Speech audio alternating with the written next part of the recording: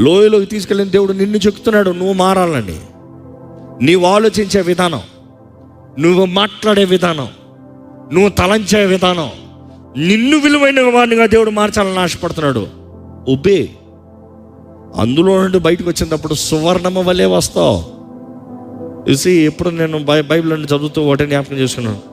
విశ్వాసం అనేది దేవుడు ఎలాగ మనుషుల్లో విశ్వాసంలో భక్తుల్లో కలిగజేశాడంటే లిటరల్గా ఆయన అగ్నిలో పెట్టి విశ్వాసాన్ని సిద్ధపరచాడు. ఇంకా మాటలు చెప్పాలంటే ఒక పదునైన కత్తిని సిద్ధపరచాలంటే అగ్నిలో పెట్టాలి, సుత్తతో కొట్టాలి. అగ్ని లేకుండా, సుత్త దెబ్బ లేకుండా అది పనికిరాదు. అగ్ని లేకుండా కేవలం కొట్టామనుకో క్రాక్ అయిపోతుంది, ఇరిగిపోతుంది. అదే సమయంలో ఒట్టి అగ్నిలో పెట్టి సుత్త దెబ్బ లేదనుకో మలచబడదు. ఈ అగ్ని, ఈ సుత్త దెబ్బ, ఈ రెండు కలిసినప్పుడు ఏమవుతుందంటే పదునవుతుంది. There is value.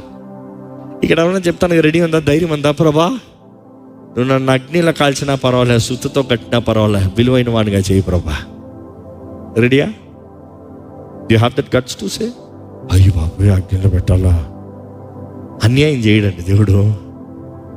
నువ్వు అగ్నిలోకి వెళ్ళినా నేను నీ తోడు ఉంటానని చెప్పాడు, మర్చిపోవా? జలముల్లోకి వెళ్ళినా కూడా నేను నీ తోడు ఉంటానని చెప్పాడు, మర్చిపోవా? సముద్రంలోకి వెళ్ళినా కూడా నేను నీ తోడు ఉంటానని చెప్పాడు, మర్చిపోవా?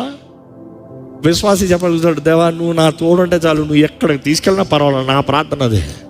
నువ్వు ఎట్టు తీసుకెళ్ళి ఎక్కడికి తీసుకెళ్ళి నువ్వు నా జీవితంలో ఏమన్నా చేసుకో, నువ్వు నా తోడన్నావా చాలు, done, right, come on, let's do anything.